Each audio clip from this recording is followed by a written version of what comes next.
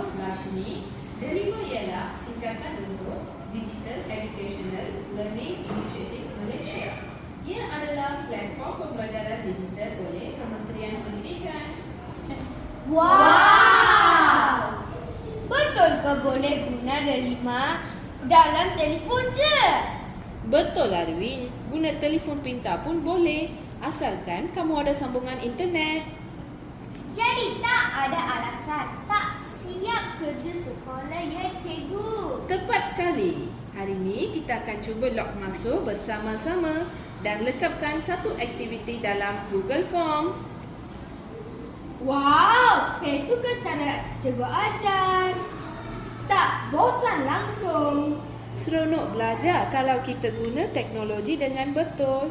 Nanti cikgu nak kamu buat pembentangan bertajuk Bagaimana Delima membantu saya belajar dengan lebih seronok. Okey cikgu.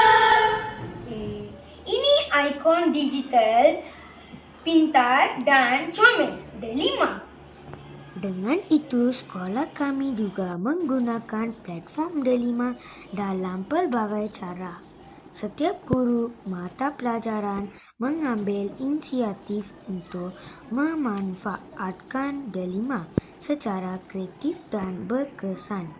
Contohnya, guru memberikan kuis interaktif, meminta murid memasukkan data atau refleksi selepas membaca buku serta menghasilkan video pembelajaran yang menarik.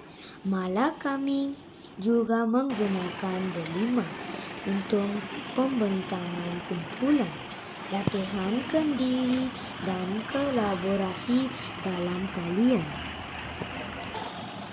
Akses Google Classroom, tengok video pembelajaran, guna Google Documents dan Slides, main kuis online, baca buku digital, sertai Google Meet, buat projek kreatif dan cari maklumat dengan selamat dalam akaun MOI.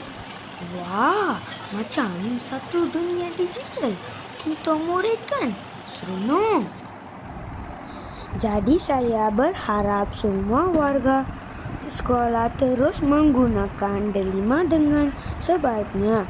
Gunakanlah platform ini untuk belajar, berkongsi dan berkembang sebagai murid abad ke-21. Sekian, terima kasih.